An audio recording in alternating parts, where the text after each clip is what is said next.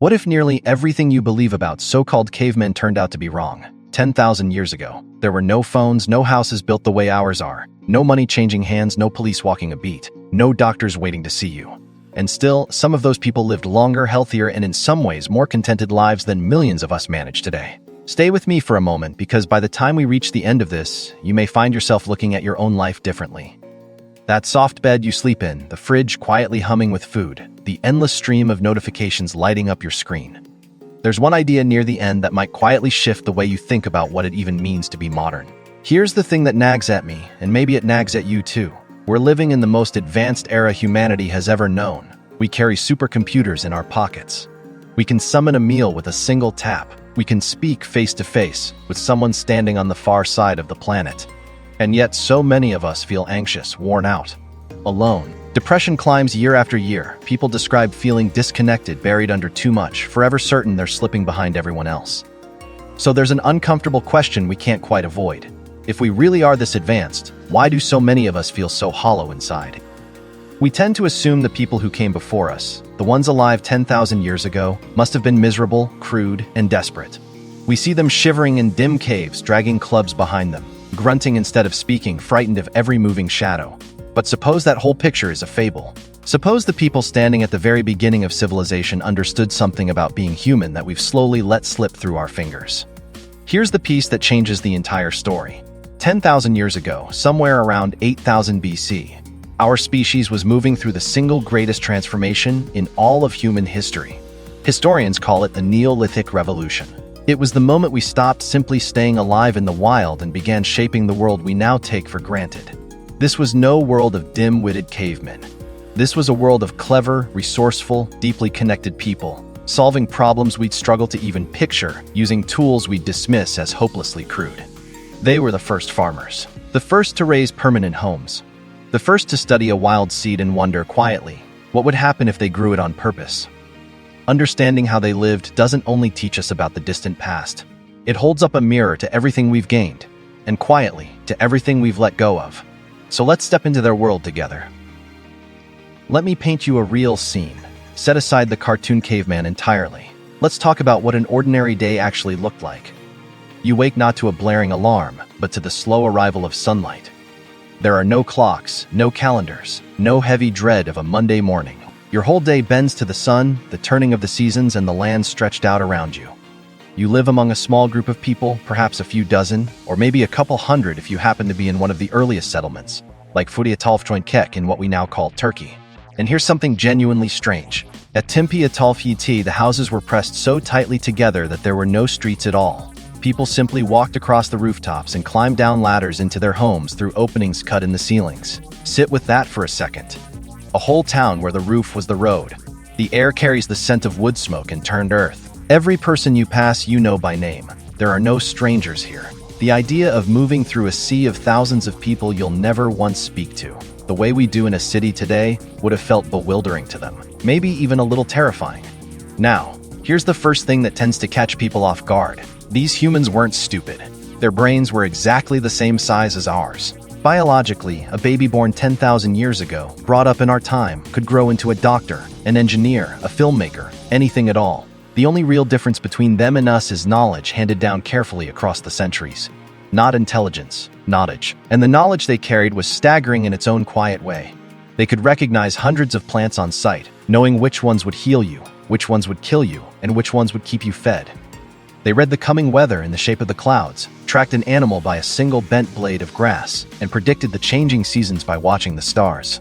They held an entire library of survival inside their heads because writing hadn't been invented yet. But here's where it grows truly fascinating. Right around this time, our species made a choice, one that would shape the next 10,000 years, a choice between two completely different ways of being alive. And here's the part that surprises people. Scientists today still argue over whether we chose correctly. Soon, I'll show you the exact moment everything shifted. The invention that handed us civilization, cities, and nearly everything you can see around you right now, and yet may have made human life harder in ways no one saw coming. Before we get there, let me ask you something honest. If you had to survive out there with no phone, no store, no help ever arriving, do you think you'd last a single week? Leave your honest answer in the comments. I read every one of them. Let's keep going. There's one invention, one single idea that separates the modern world from the wilderness it grew out of. It isn't the wheel. It isn't fire. It isn't even writing. It's something so ordinary you may well have eaten it for breakfast this morning. It's farming. 10,000 years ago, this one idea rewired human society for good, for better, and strangely, for worse. What I'm about to tell you turns the whole comfortable story of progress upside down. We've all been raised on a tidy little tale. Humans were struggling savages, then we stumbled onto farming, and just like that, everything improved: comfort, safety, civilization. But that clean, reassuring version of events, historians and archaeologists have been quietly pulling it apart for decades. Because the evidence tells a far stranger, far more human story. And it begins with a hardship our ancestors lived with that we can barely imagine now: a total unbroken dependence on the moods of nature. Here's the turning point. For hundreds of thousands of years, humans lived as hunter-gatherers. They followed the food. When the berries gave out in one place, they moved to the next. When the herds migrated, the people migrated right along with them. They owned almost nothing because whatever they owned, they had to carry. Then, roughly 10,000 years ago, in a region we call the Fertile Crescent, spanning modern-day Iraq, Syria, and Turkey, someone noticed something remarkable. Drop a wild wheat seed into the soil, and months later, more wheat rises up in its place. Learn to control that, and you'd never have to chase your next meal again. That single realization that people could grow food rather than merely find it is the great turning point of our entire species. It's the reason you're sitting exactly where you are right now. Let me walk you through the 3 enormous changes that farming set loose upon the world. First, humans stopped moving and started owning. Once you plant a crop, you can't just wander off. You have to stay, guard it, water it, bring in the harvest. So for the first time, people built homes meant to last. And the moment you settle in one place, something entirely new appears. Possessions. When you're always on the move, you can only own what your arms can carry. But once you put down roots, you can begin to gather pots, tools, furniture, stored up grain. This was the birth of stuff.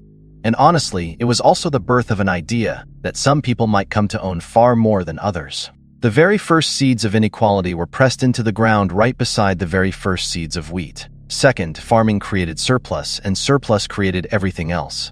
Here's the quiet genius of it. A hunter-gatherer gathers just enough to feed their family, but a farmer, in a good year, produces extra. And that extra turns out to be one of the most important things in all of human history. Why does it matter so much? Because when there's spare food, not everyone has to work the land anymore. Some people can become potters. Some can shape tools, others can become priests, leaders, artists, warriors. That surplus of food is what freed humans to specialize. And specialization is, quite literally, the foundation of every job, every profession, every skill we have today.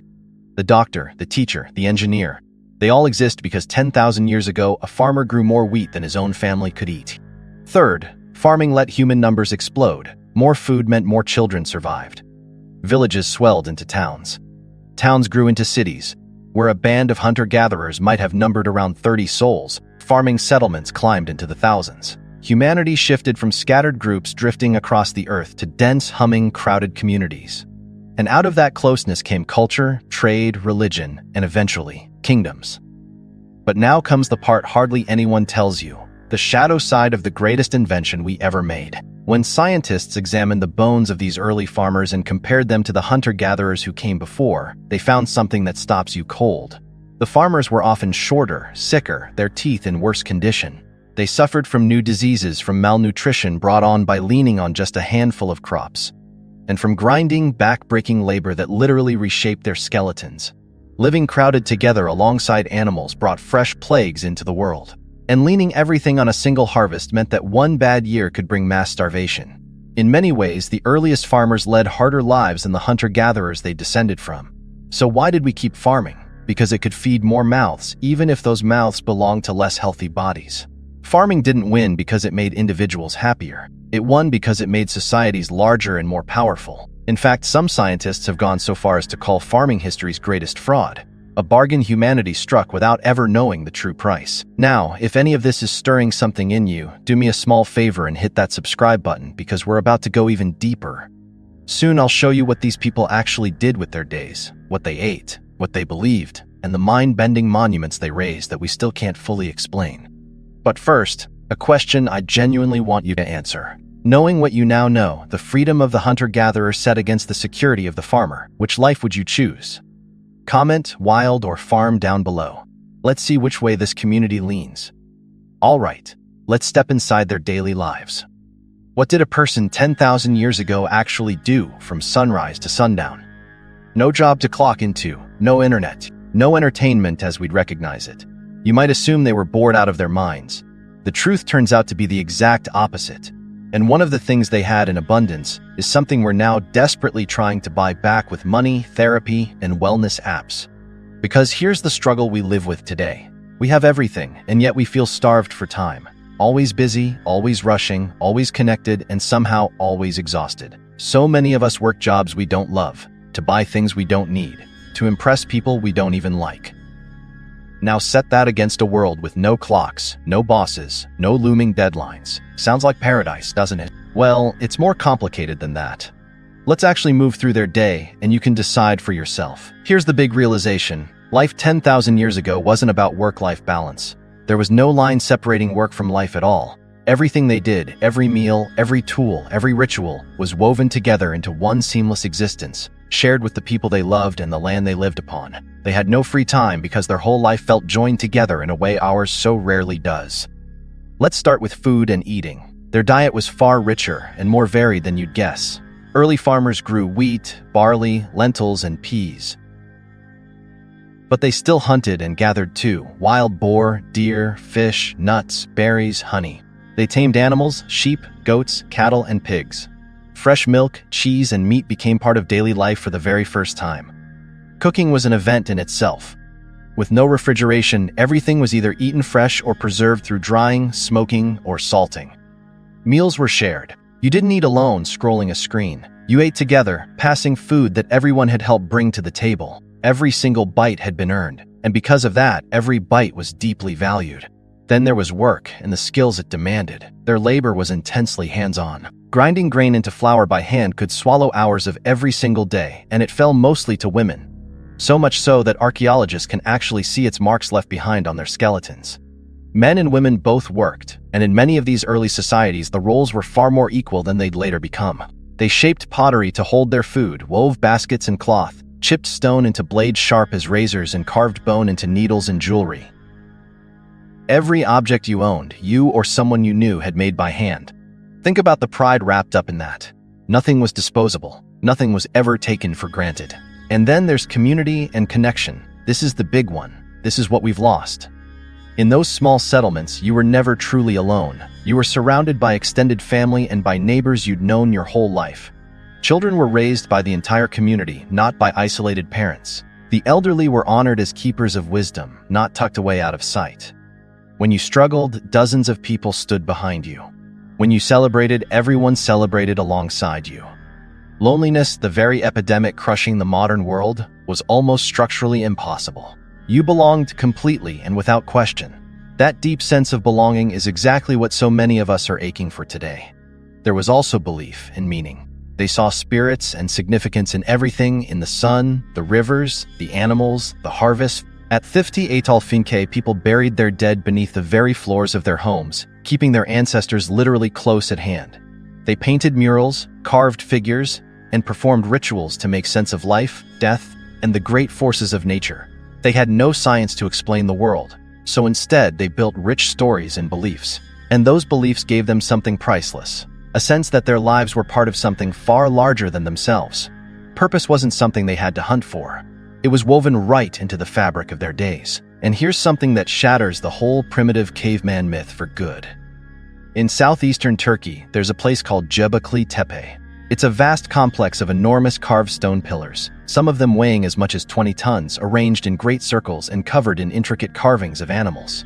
It's more than 11,000 years old. That makes it older than Stonehenge, older than the pyramids. It was built by people who supposedly had nothing: no metal tools, no wheel, no writing, and we still can't fully explain how or why they raised it.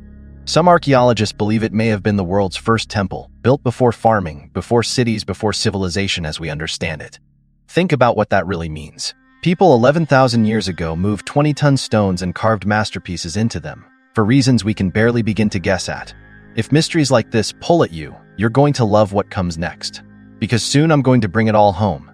Everything these ancient humans can teach us right now about living a better life. And I'll reveal the one thing they had that no amount of money today can buy. But before that, here's your question. If you could ask someone who lived 10,000 years ago just one single question, what would it be? Leave it in the comments. Some of your answers might just turn up in my next video. Let's finish this journey.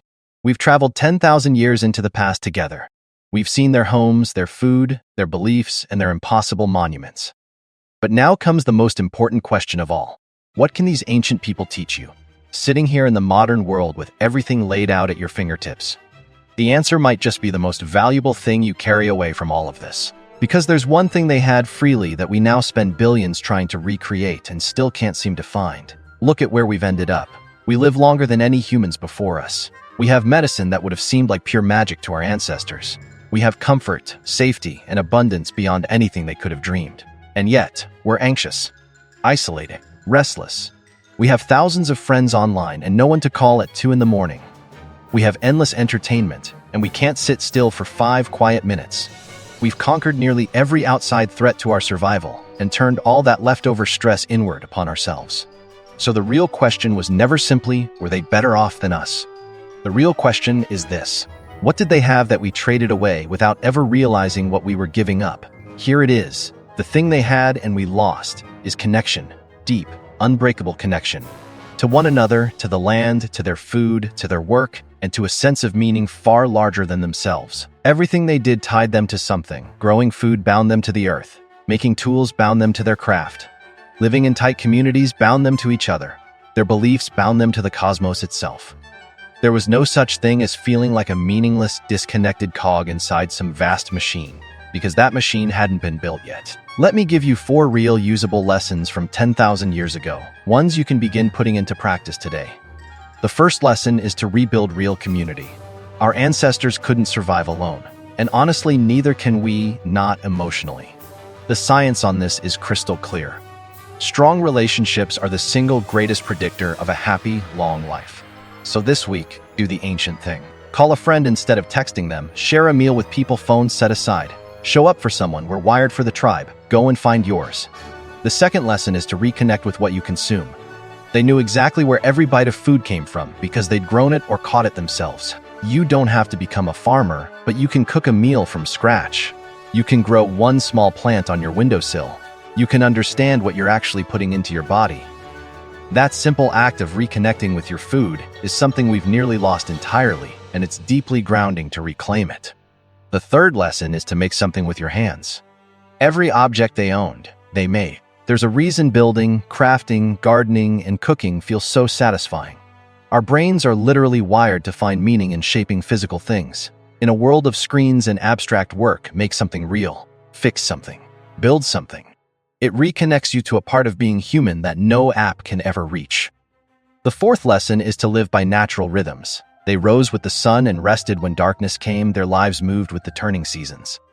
We've severed that connection almost completely, staring into bright screens at midnight, ignoring what our bodies are telling us, treating rest like some kind of weakness.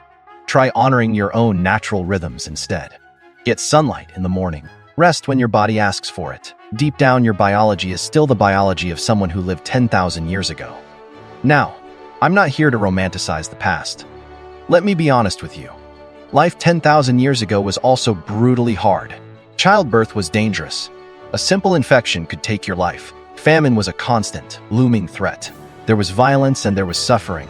I wouldn't trade modern medicine or the extraordinary opportunities we have today for anything in the world. But that's exactly the point. This was never about going back. We can't and we shouldn't want to. It's about carrying forward the very best of what they had, the connection, the community, the meaning, into the remarkable modern world we've built. Think of what it would mean to join their deep human wisdom with our modern power and knowledge. That is the life truly worth building. Our ancestors handed us an extraordinary gift. Across 400 generations of struggle, invention, and sheer survival, they built the ladder every one of us is standing on right now. Every meal you eat, every home you live in, every word you read, traces all the way back to those brilliant, resilient people who first looked at a wild seed and dared to imagine a different kind of world. We are their wildest dream, come true. The very least we can do is remember what they knew. So if this journey through time moved you, taught you something, or made you see your own life a little differently, hit that subscribe button right now, because I make videos like this every single week, uncovering the hidden stories of who we really are and where we truly came from. And go watch the video appearing on your screen next. I promise it'll pull you even deeper down this rabbit hole. But before you go, I want to leave you with one final question, and I really do want your answer in the comments. Here it is. If everything modern vanished tomorrow, no electricity, no stores, no phones, and you had to rebuild civilization from nothing, what is the one piece of knowledge you'd want to save and pass on to the future? Take a moment with it. Then tell me below. Your answer might just be the most important thing you say all year. I'll see you in the next one.